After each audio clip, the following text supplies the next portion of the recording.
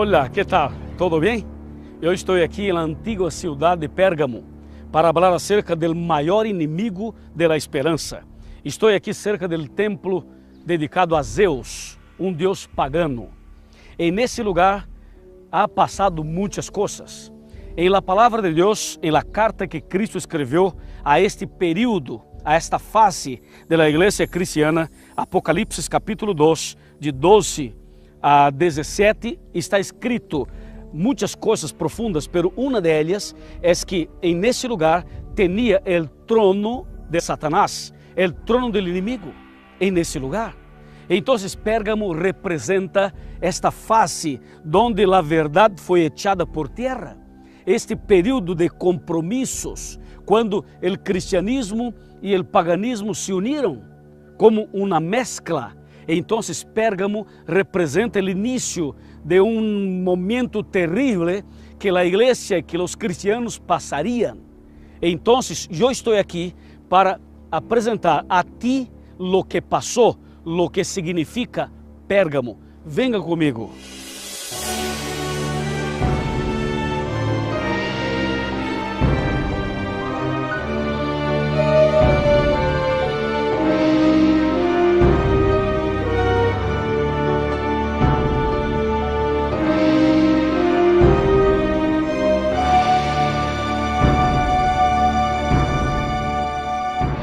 Pérgamo representa um período interessante, desde 313 ou 323 hasta 538, um período de alianças, um período em que a igreja cristiana se involucrou com os paganos.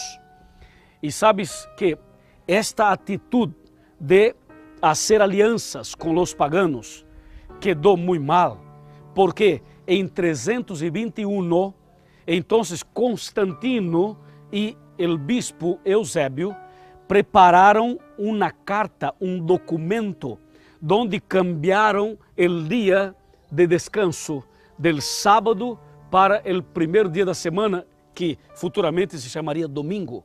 Isso passou no mesmo período de Pérgamo, na terceira fase da igreja cristiana.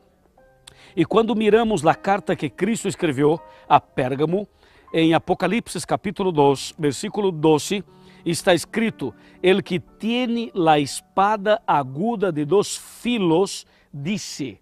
Então, a espada de dos filos representa a Bíblia, o Antigo Testamento e o Novo Testamento, mostrando a nós a importância de se manter firme em los princípios de la palavra del Senhor. Quando vamos para o versículo 13, está escrito: conosco que habitas donde está la silla ou el trono de Satanás, exatamente aqui onde eu estou, representando uma apostasia, representando o peligro que estavam passando os hermanos desse período de Pérgamo. E aqui em versículo 13, disse: com todo permaneces fiel a mi nombre e não has negado mi fé, ni aun em los dias em que Antipas, mi testigo fiel, foi muerto entre vosotros, donde mora Satanás. Ou seja, claro que nesse tempo Deus tinha pessoas, servos fieles, pessoas que mantiveram firme a fé e os princípios da palavra de Deus. E no versículo 14 e 15, nós encontramos que lo que passou em Éfeso. Éfeso, por exemplo, permaneceu firme e dijo no a la doutrina de los nicolaítas, pero em Pérgamo a igreja então se aflojou e permitiu a doutrina de los nicolaítas. Em outras palavras, neste período de Pérgamo, a verdade de Deus foi echada por terra e a igreja romana, aí se fortaleceu, aí dominou. Então, Pérgamo representa um período triste da história cristiana.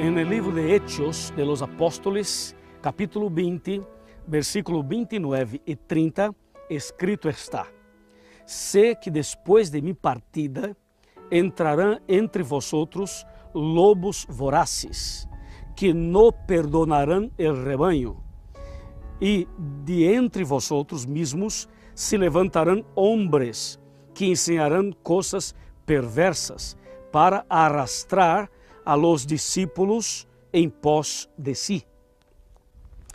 Esto se pasó en Pérgamo. Pérgamo representa este período de esses lobos voraces, de hombres usados por el enemigo como instrumentos para cambiar las cosas, para echar por tierra los principios bíblicos, los principios de la palabra de Dios. Como por ejemplo, en Daniel capítulo 8, versículo 12, escrito está, mira, a causa de la prevaricación, el ejército y el continuo le fueron entregados. Echó por tierra la verdad y prosperó en todo lo que hizo. Entonces, esta actitud de echar por tierra la verdad empezó prácticamente en ese período de Pérgamo. Pero en la verdad empezó un poco antes, pero en Pérgamo se confirmó esta intención maligna de cambiar y de echar por tierra la verdad. Cuando miramos Daniel capítulo 7, versículo 25, escrito está: hablará palabras contra el Altísimo, a los santos del Altísimo quebrantará y tratará de cambiar, mira, cambiar los tiempos y la ley. Entonces aquí está escrito, trabajariam para cambiar. ¿Cómo cambiar? No se puede cambiar, porque Dios no cambia. Y aquí está escrito, cambiaron, intentaría hacer los cambios en la ley de Dios. Cuando nosotros vamos para Romanos capítulo 1, versículo 25, ahí leemos así: cambiaron la verdad de Dios en mentira y adoraron y sirvieron a las criaturas antes que al Creador, que es bendito por los siglos. Amén. Entonces, mira que la profecía de Daniel, las palabras de Romanos y las citas de Pablo en el libro de Hechos confirman que el diablo trabajaría usando personas, usando el paganismo, usando personas que pertenecían al cristianismo para hacer los cambios en los puntos principales de la Biblia. ¿Y por qué? Porque el diablo tenía una idea de llevar las personas a la perdición. Y esto pasó con el paganismo, pero también con el cristianismo, incluso en Roma. Te invito a ir conmigo para Roma.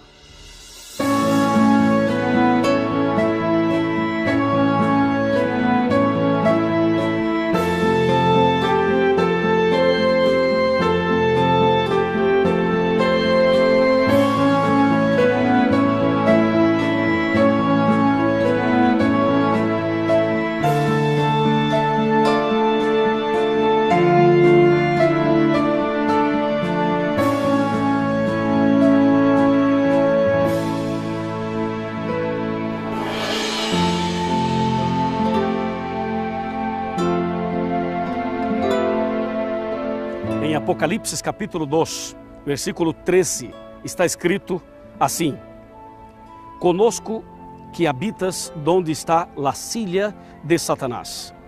Com todo, permaneces fiel a mi nombre, no has negado mi fe, ni aun en los días en que Antipas, mi testigo fiel, foi muerto entre vosotros, donde mora Satanás. Mira que a expressão apocalíptica acerca desse período de Pérgamo apresenta a nós outros o maior inimigo de la esperança. O diabo trabalhou de uma maneira muito inteligente. ¿Por quê? Porque antes, no período de Esmirna, seu trabalho foi uma perseguição, foi intentar algo de maneira personal e física. Os cristianos em Esmirna passaram por uma perseguição terrível. Pero, quando chegamos em Pérgamo, a partir de 323 por adelante, o inimigo cambiou sua estratégia, cambiou sua maneira de trabalhar. E não mais trabalhou como perseguindo os cristianos, sino fazendo concessões, ou seja, fazendo alianças e trabalhando de uma maneira muito inteligente. Como?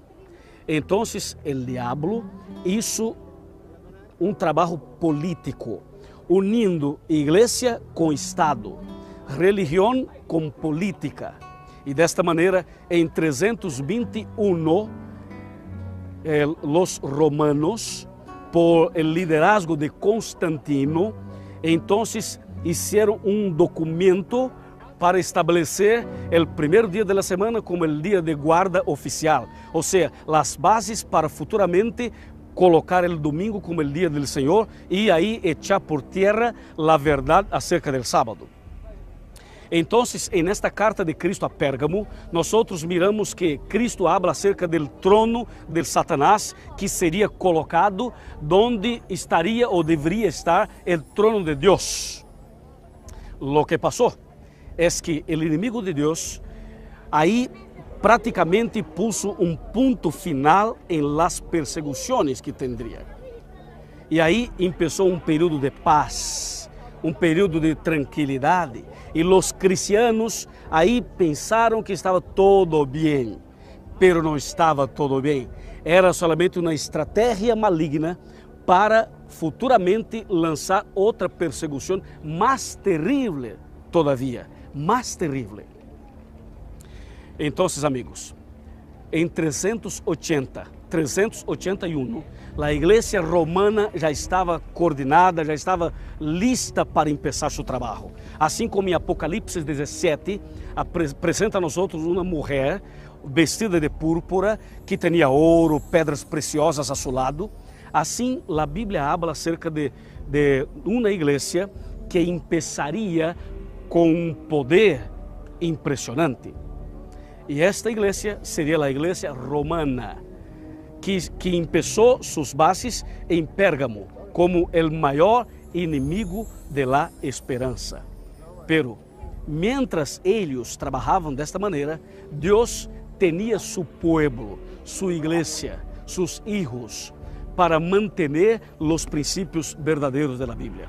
Ou seja, sempre houve um povo fiel.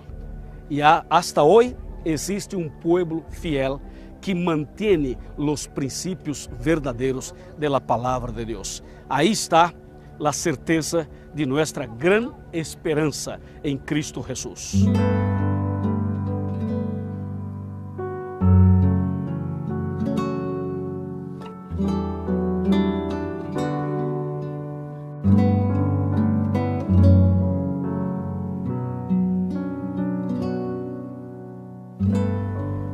Nesse estudo que estamos terminando agora, quedou muito claro para você, quedou muito claro para cada um de nós que este período da igreja cristiana foi um período onde os membros, onde a igreja hizo compromisso, aliança com o paganismo. Pero agora chegou o momento de fazer um compromisso e uma aliança verdadeira com Deus, com Cristo Jesus. E eu estou aqui para ser um chamado para ti, para que tu hagas uma aliança, para que tu hagas um compromisso, não com os homens, não com a igreja, não com o paganismo, sino com Deus, com Cristo e com sua palavra, com os princípios verdadeiros da palavra de Deus. Aqui em Hebreus capítulo 3, versículos 7 e 8, escrito está: por eso dice el Espíritu Santo, si hoy oís su voz, no endurezcáis vuestro corazón. Mira, si hoy tú escuchas la voz de Dios, por favor, no endurezca tu corazón, abra tu corazón para que el Espíritu Santo entre en tu vida y haga um câmbio total e então empiece em tu vida una vida nueva, un camino nuevo, una experiencia nueva con Cristo Jesús. Esta es nuestra necesidad, esta debe ser tu decisión, este debe ser el paso principal para que este tema esté bien, esté de acuerdo en tu corazón como está en la palabra de Dios. O sea, un período de la historia donde los hombres hicieron compromiso con los hombres. Ahora tú y yo devemos hacer este compromisso, esta entrega total com Cristo, hacer uma entrega, tomar uma decisão, seguir os princípios da Bíblia, obedecer os mandamentos de Deus. Isto é fazer um compromisso, isto é fazer uma aliança com nosso Padre Celestial. E esse é o momento de fazer isto. Cristo está te invitando, amigo. Cristo está te chamando, amigo, para cambiar todas as coisas. Cristo está te chamando, amigo, para fazer um passo, para tomar, para dar um passo mais. Um passo em direção a Cristo, em direção a sua palavra, em direção ao cielo. Eu pergunto a ti, que te falta? Que está te faltando para fazer uma entrega total? Que falta? Eu penso que nada. Solamente depende de ti. Solamente está dependendo de tu decisão. E tu puedes fazê-lo. Tu puedes dar esse passo. Entende? Porque o Espírito Santo está trabalhando. Mientras eu predico, o Espírito Santo está trabalhando em tu coração. O Espírito Santo está tocando tu coração. Há que sentir latir em tu pecho este momento de toque poderoso de Deus. És um toque poderoso de Deus. Então, venga. Venga sem ter dúvida, sem ter medo, porque a obra, o milagro, solamente o Espírito Santo pode fazer. E eu pergunto, tu queres tomar essa decisão? Tu queres fazer isso agora? Queres tomar uma decisão de cambiar, de nascer de novo, de entregar a vida totalmente a Cristo Jesus, fazendo uma aliança eterna com Ele? Sim? Amém? Então, eu te invito a orar comigo. Vamos a orar. Inclinemos nosso rosto para falar com nosso Padre Celestial. Oremos. Querido Deus, alabado seja tu nome, porque neste momento, pessoas, matrimônios, famílias, estão tomando uma decisão, a mais importante decisão da vida. Eu entrego esta pessoa em tus manos de amor, para que a aliança eterna esteja en este corazón. Te pedimos y agradecemos en el nombre de Cristo Jesús. Amén. El Señor te bendiga